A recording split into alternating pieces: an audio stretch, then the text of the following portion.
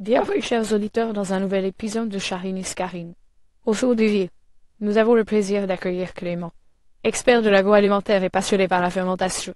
Dans cet épisode, Clément nous fait découvrir son parcours professionnel et nous fait partager sa passion pour les ingrédients fermentés. Vous découvrirez comment Clément utilisait la fermentation pour sublimer les ingrédients qui créent des saveurs uniques. Préparez-vous pour un épisode passionnant rempli de conseils et d'informations sur les bienfaits des produits fermentés. N'oubliez pas de vous abonner et merci d'être des auditeurs fidèles. Alors, installez-vous confortablement et laissez-vous emporter par cette discussion passionnante avec Clément. Ok. Bonjour Clément, comment ça va? Bonjour Jonathan, super, merci et vous. Ça va, merci. Merci de nous rejoindre pour ce nouvel épisode. Est-ce que vous pourriez vous présenter? Oui, avec grand Merci. plaisir. Donc, je m'appelle Clément Jean-Marc. J'ai la chance de travailler dans l'agroalimentaire. J'ai commencé à travailler dans l'agroalimentaire, enfin mon envie a démarré quand j'avais 14 ans. Je cherchais un métier dans l'agroalimentaire, j'ai fait plusieurs stages comme cuisinier dans d'autres domaines, jusqu'au moment où je suis arrivé à la formation un petit peu méconnue de technologue en denrées alimentaires spécialisation chocolat. Donc, sous ce nom un petit peu compliqué et barbare, en fait, qu'est-ce que j'ai appris à faire? J'ai appris à faire du chocolat dans un milieu, dans une chocolaterie, dans un milieu industriel. Et j'ai commencé mon apprentissage chez Chocolat Camille Bloch, à Courtary, où j'ai passé mon examen de d'apprentissage en faisant du Torino et des Ragusa, donc des produits de notre terroir, à Finiti. Et ensuite, j'ai continué par une école d'ingénieur en denrées alimentaires pour après ensuite travailler dans plusieurs entreprises.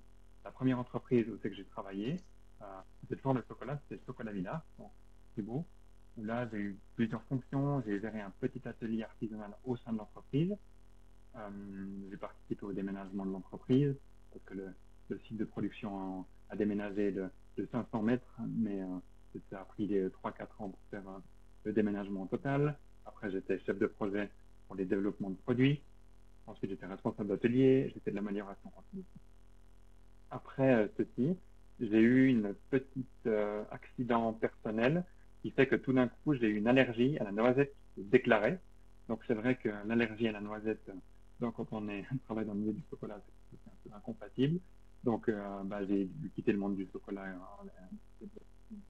mon expérience professionnelle, pour aller en fait, travailler dans une petite structure qui s'appelle Urban Drinks Factory SA, qui est basée à Renan, qui fait toujours d'ailleurs du kombucha et des limonades, qui fait des soft drinks, qui a voulu un petit peu révolutionner le monde du soft drink et se déroule très bien d'ailleurs.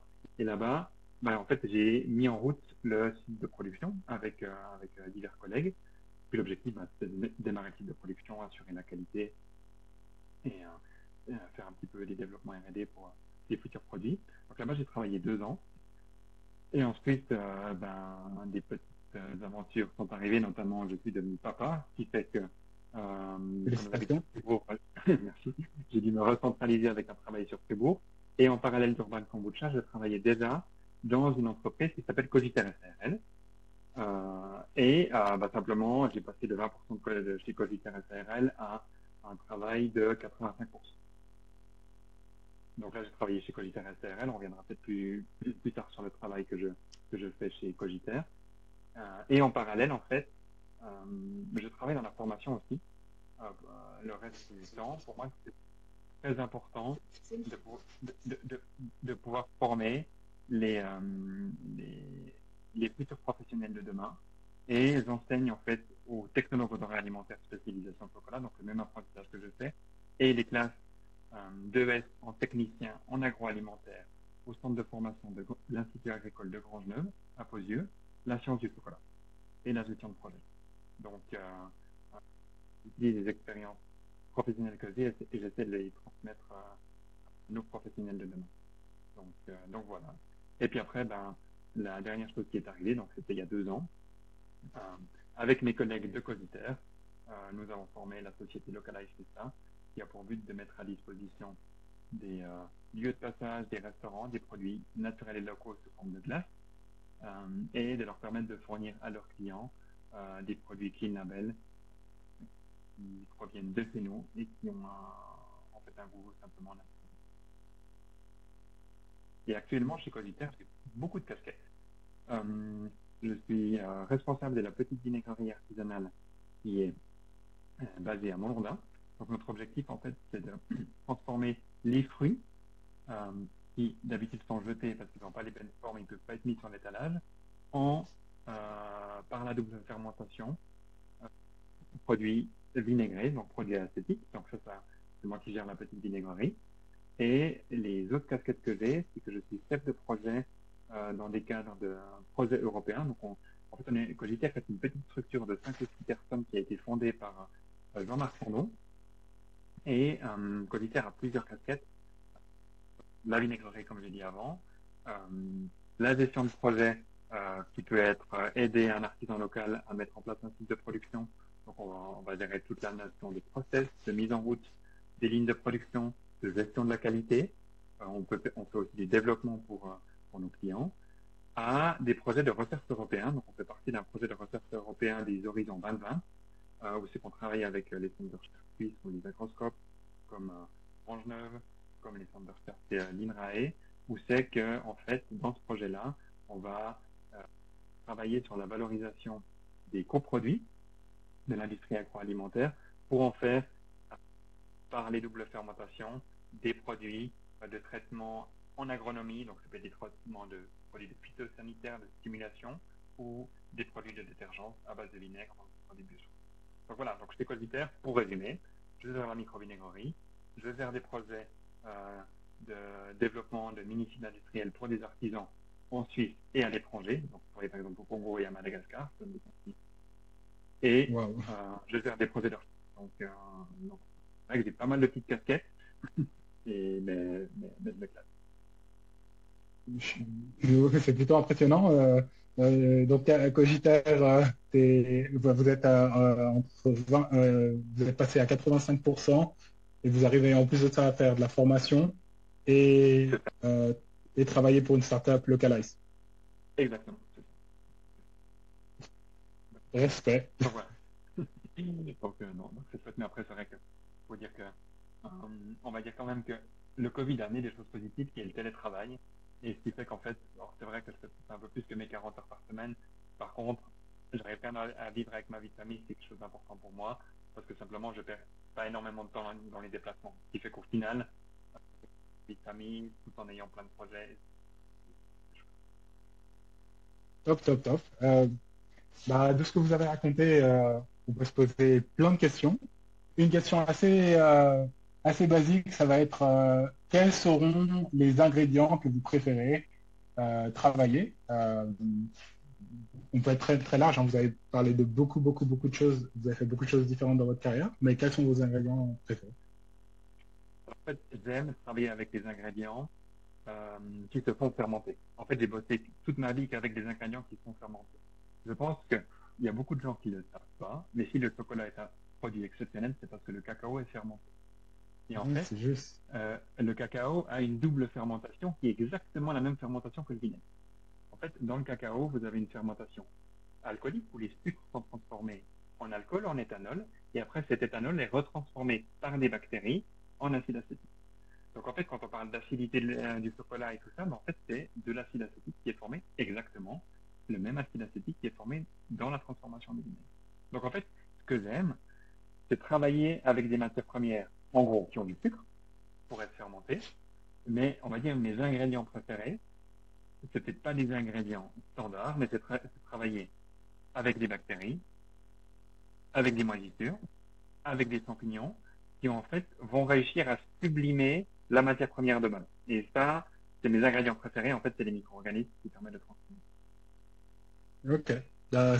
J'imagine, c'est clair, c'est très valorisant oui, de partir dans le cadre de Cogiter, vous partez de fruits qui sont déclassés.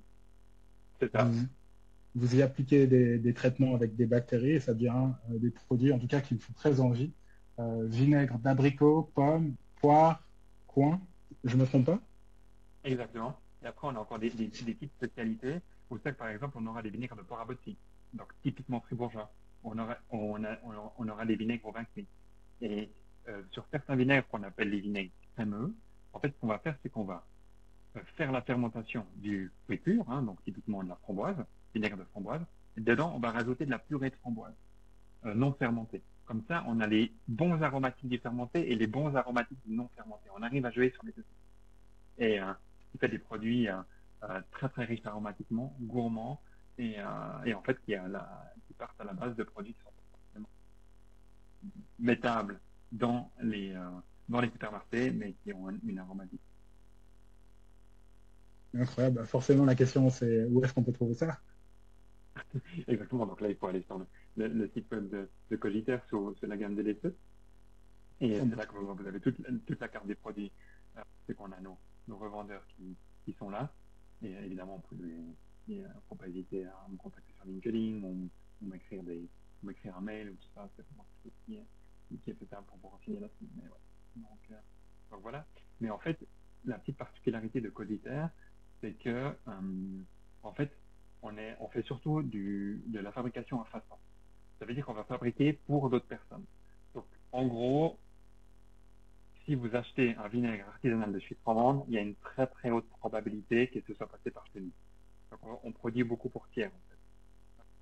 On n'est peut-être pas forcément extrêmement doué dans la vente et le marketing, c'est pour ça qu'en fait, on travaille beaucoup pour d'autres entreprises. Ouais, chacun son domaine, hein. Chacun se spécialise. Je crois pas Exactement, forcément avoir toutes les questions. Du coup, ok, c'est intéressant ce que vous dites.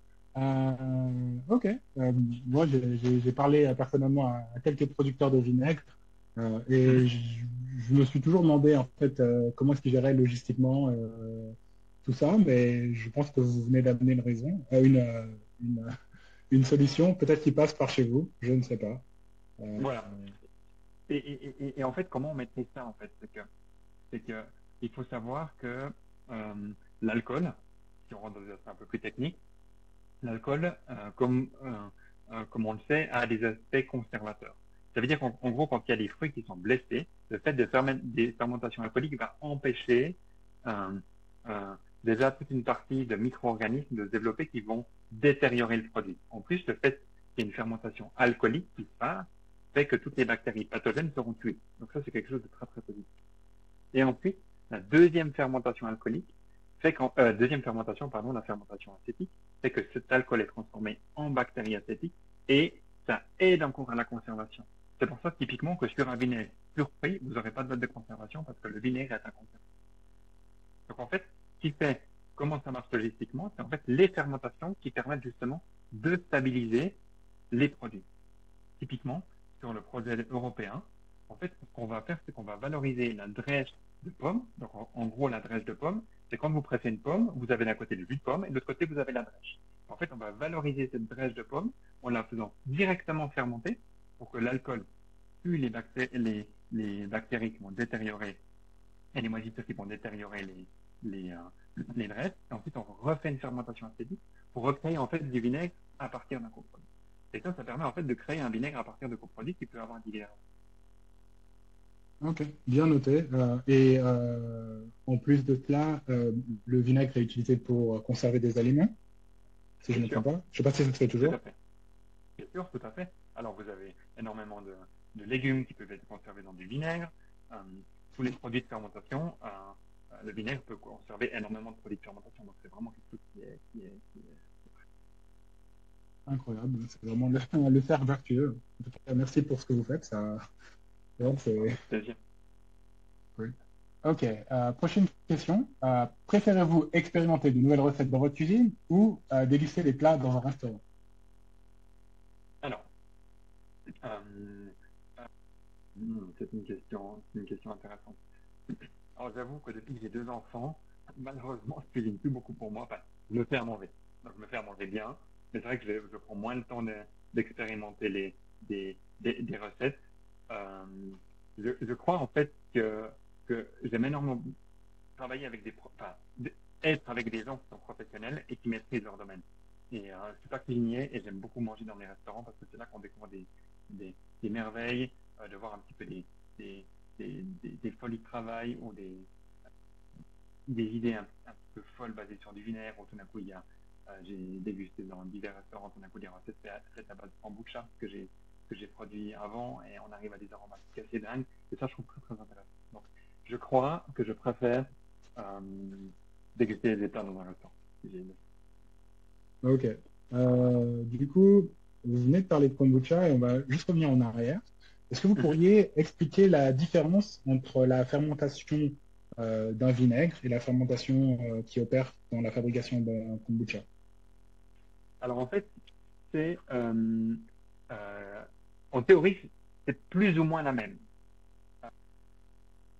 Dans la fermentation du kombucha, en fait, le principe, c'est que vous aurez des levures qui vont dégrader les sucres en éthanol, et ensuite vous aurez diverses fermentations, diverses bactéries qui vont faire que l'éthanol va être dégradé dans d'autres choses. Donc c'est pas exactement, excusez-moi, c'est pas exactement les mêmes bactéries qui vont dégrader l'alcool en dose acide, typiquement qu'on va retrouver dans le kombucha ou dans le vinaigre. Mais par contre, vous aurez quand même dans le cas du kombucha, vous aurez quand même des bactéries acétiques. Donc, c'est des produits qui sont très, très proches. Et on dit même qu'un kombucha qui est sec, ça veut dire que vous allez utiliser tout le sucre. À la fin, vous aurez beaucoup, beaucoup de vinaigre. Et c'est vrai qu'un kombucha qui est sec est un produit qui est relativement, qui est très marqué au niveau du goût. Donc, qui est un peu plus acide acétique. D'accord. Et du coup, c'est quoi le produit de base qui va fermenter dans le kombucha? C'est du thé, Le c'est ça? kombucha, c'est du thé que vous allez sucrer, exactement. C'est du thé vert que vous allez sucrer. Et ensuite, après, vous pourrez l'aromatiser avec d'autres plantes, comme l'hibiscus, ou de la menthe, ou d'autres plantes aromatiques, ou de la verveine. Et puis après, ou par exemple du gingembre, et puis après, vous allez transformer ça. Et après, vous aromatiser ça. Ok. Du coup, on va encore revenir en arrière. Comme vous êtes très passionné, moi, j'en profite pour apprendre et pour permettre à nos auditeurs d'apprendre également. Vous avez dit que Urban Drink Factory, l'un de Oui, vos premiers employeurs, si je ne m'abuse, tout à était fait. révolutionnaire, était révolutionnaire dans son approche du kombucha. Est-ce que vous pourriez en dire un peu plus? Et également, les boissons et les produits fermentés sont très en vogue. Tout le monde parle de kombucha, de Oui. kimchi, etc. Quelle est votre vue là-dessus et quelle explication vous proposeriez pour cet essor des produits fermentés? Alors pour moi, alors c'est vrai que je ne peux pas parler au nom du mais euh, pour moi, toute la magie des développements, des recettes qui ont été faites par cette entreprise, c'est qu'ils ont réussi à amener les produits, à être les premiers vraiment à démocratiser les produits fermentés et le kombucha en Suisse pour que tout le monde puisse l'apprécier. Et pour moi, Bravo. il y a vraiment, ils ont fait un très gros travail sur les recettes pour que ce ne soit pas uniquement des gens extrêmement passionnés, qui aiment des goûts extrêmement marqués, etc., mais d'avoir un goût complet, fermenté, bon, euh, qui est abordable à tout le monde. Et moi, ça a vraiment été vraiment la réussite de cette entreprise, réussir à avoir un goût que tout le monde apprécie. Ensuite, pour répondre aux produits fermentés, je pense que simplement que les produits fermentés, en fait, sont des choses qui est extrêmement bon. C'est que, en fait, durant la fermentation, vous n'allez pas que transformer deux molécules. Typiquement pour le vinaigre, vous n'allez pas transformer juste de l'éthanol, juste du sucre en éthanol et juste de l'éthanol en acide acétique.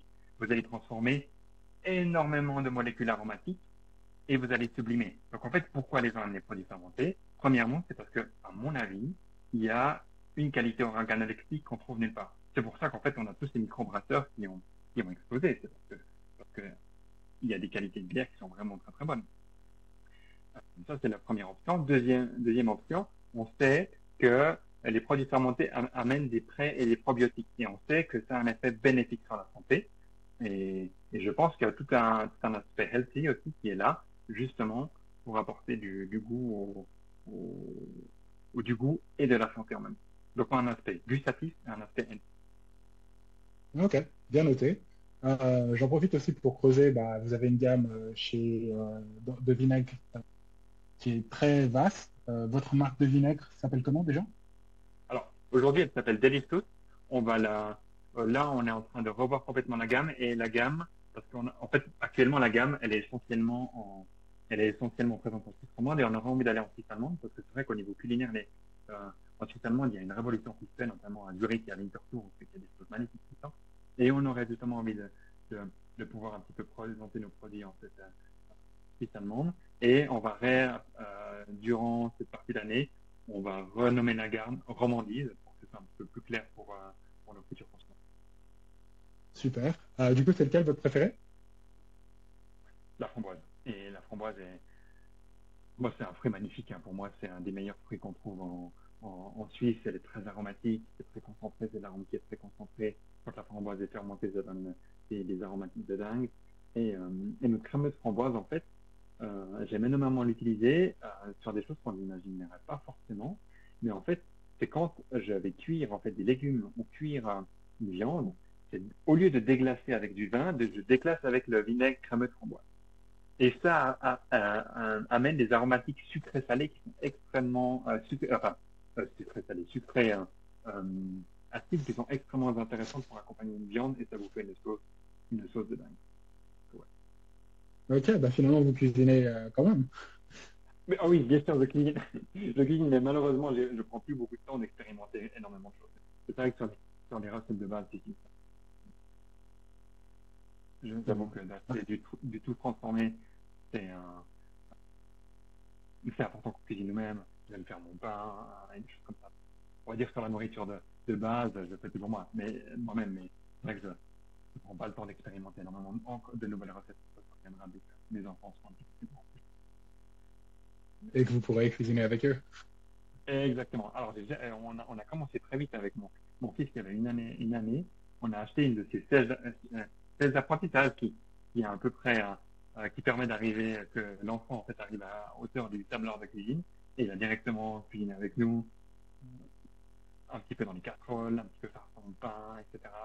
Et c'est vrai que c'est quelque chose que j'ai envie d'apprendre à mes enfants, c'est que les produits viennent de la terre, il faut respecter les agriculteurs, ils font un travail exceptionnel et souvent ils sont souvent décriés à cause de leur impact qu'ils font à l'environnement et je pense que c'est une erreur majeure de nos médias, même si évidemment, si on prend les bilans énergétiques, etc., l'agriculture a un impact qui est important, on ne peut pas le négliger, mais si nos agriculteurs ne feraient pas un travail aussi magnifique que ça, on aurait juste et pour moi c'est important d'apprendre ça à mes enfants qui respectent ce monde agricole, exceptionnel, et de leur apprendre eux-mêmes à respecter le produit en le travaillant eux-mêmes. Et c'est vrai que dès le plus jeune âge,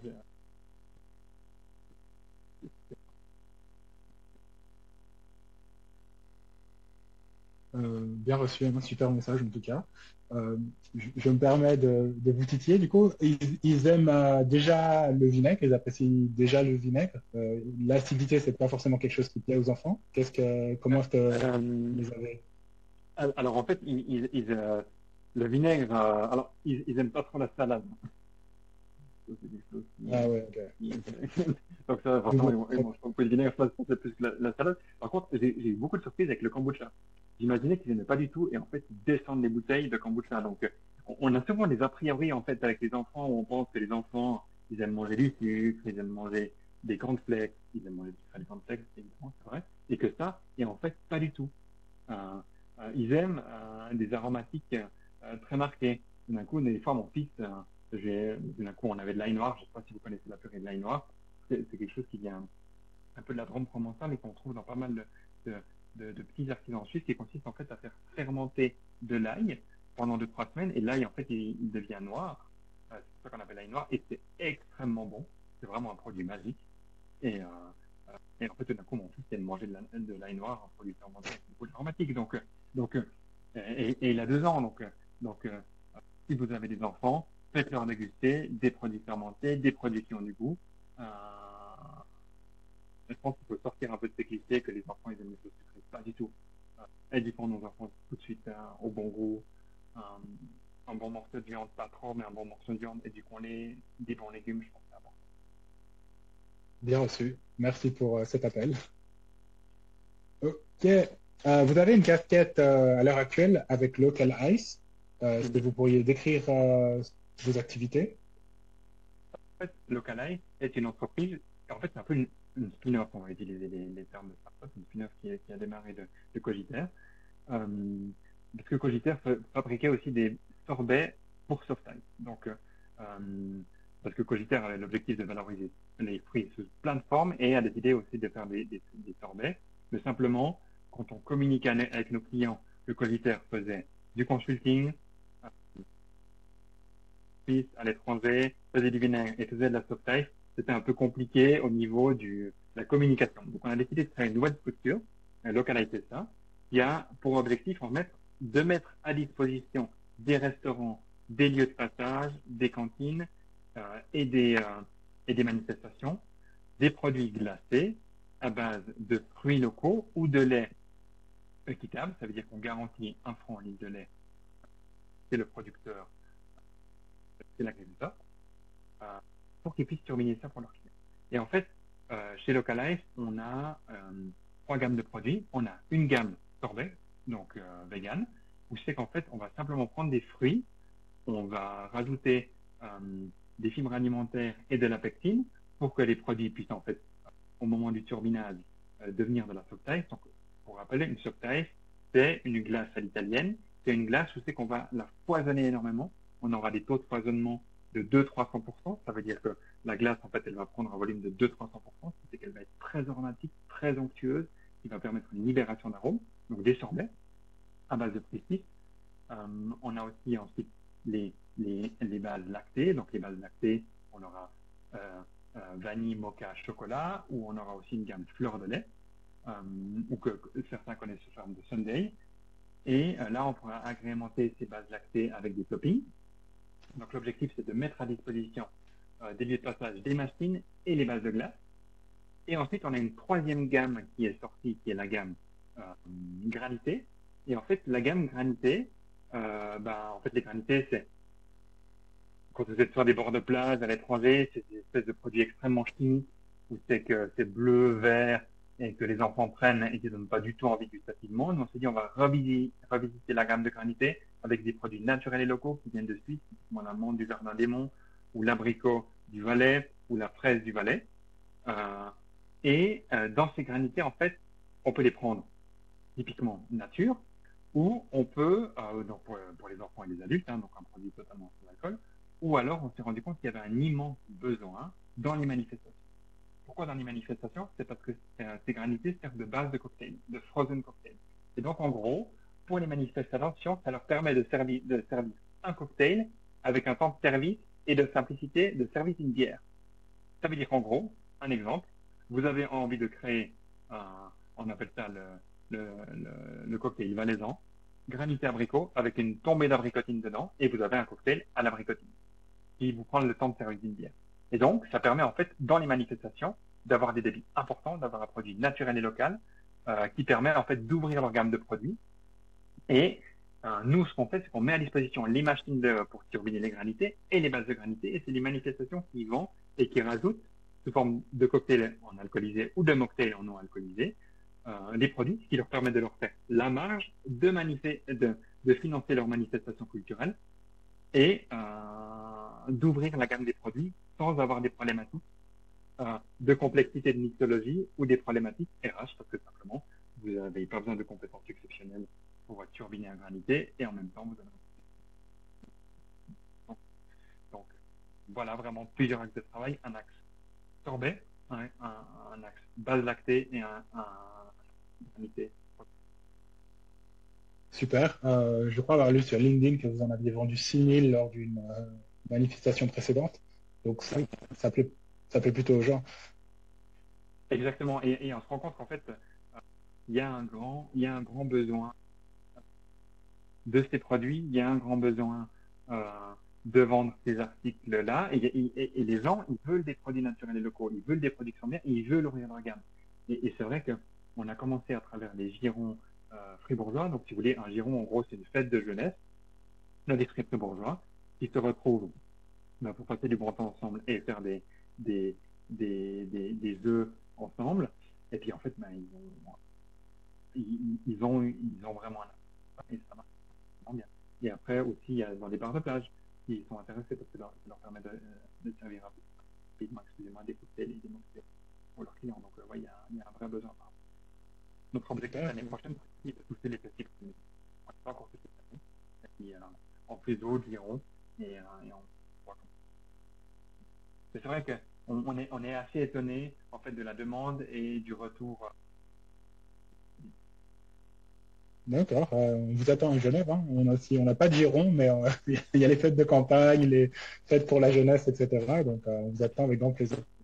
Voilà, alors en fait, nos granités, vous pouvez déjà les trouver à Genève. Ah, Actuellement, il y a les micro-restaurants qui ont envie qui en fait vendent nos granités. Donc si vous allez dans un micro-restaurant genevois, bah, vous pourrez prendre nos granités, évidemment sans alcool, hein. C'est la Migros, ah, hein, mais gros. mais qui mettent à disposition. Il faut savoir que la Migros, contrairement des fois aux images qu'on peut se faire, ils ont vraiment envie de mettre en valeur les produits locaux, notamment avec la marque DLR. Donc là, je ne fais pas du tout la pub de la Migros, hein. C'est pas l'objectif, mais c'est quand même pour un peu peut-être casser certaines idées reçues qu'on pourrait avoir, parce qu'ils ont décidé de nous mettre en valeur au niveau de Localize sur Genève et dans les restaurants, donc vous pouvez nous trouver là. On est dans d'autres choses, hein. Typiquement aujourd'hui, il y a la foire, il y a une foire à Palexpo et vous pouvez trouver World Dog Show en fait sur cette manifestation. Donc on est dans plusieurs endroits, puis on est sur Genève. Et ça, vous pouvez aller voir simplement. Vous pouvez vous rendre sur notre site internet, sur Localize, c'est ça, lui, et contact. Très bien, on mettra les détails dans la description du podcast. Super. Ok, dernière question. Du haut de ton expérience très riche, quel conseil tu aurais à donner à nos auditeurs qui nous écoutent aujourd'hui? Alors, oubliez pas que manger, c'est du travail, et c'est énormément du travail de la terre. Donc là, je pense aux agriculteurs, donc respectez-les dans leur travail qu'ils font. Ils se donnent, ils travaillent jour et nuit, ils comptent pas leurs heures. Donc c'est vraiment quelque chose qui est très important. Et n'oubliez pas d'acheter des produits locaux, durables, et qui respectent les gens qui travaillent. Donc vous avez plein de labels, vous avez les labels Max Havelaar, vous pouvez avoir les labels Bicor, Rainforest, il y a plein de labels qui existent, vous pouvez vous renseigner. Achetez des produits ici, faites confiance aux transformateurs, c'est vraiment quelque chose qui est important. C'est vrai que le Covid, ça a été exceptionnel pour le marché local, il faut dire ce qui est, ça a été quelque chose de bien. Aujourd'hui, malheureusement, les habitudes d'avant sont un petit peu revenues au niveau des consommateurs et les gens achètent beaucoup moins de produits locaux. Donc, revenez aux bonnes vieilles habitudes, achetez des produits locaux. C'est bien noté. C'était le mot de la fin. Merci beaucoup, Clément Gindra-Keller. C'était un plaisir de vous avoir. Parfait, avec plaisir. Au revoir. Au revoir. Merci d'avoir écouté cet épisode de Shahini Scarine. Nous espérons que vous avez apprécié cette discussion passionnante avec Clément. Vous avez pu découvrir l'importance de la fermentation dans le domaine de l'agroalimentaire et comment Clément utilise cette technique pour créer des saveurs. N'oubliez pas de vous abonner pour ne rester manquer aucun épisode. Et laissez un commentaire. Votre soutien est précieux pour vous aider à continuer à produire du contenu de qualité. En résumé, retenez l'importance de respecter les agriculteurs. La fermentation offre des saveurs exceptionnelles et des bienfaits pour la santé. Pensez à intégrer des produits fermentés dans votre alimentation pour découvrir de nouvelles sensations gustatives. Merci encore d'avoir écouté et à bientôt pour un nouvel épisode.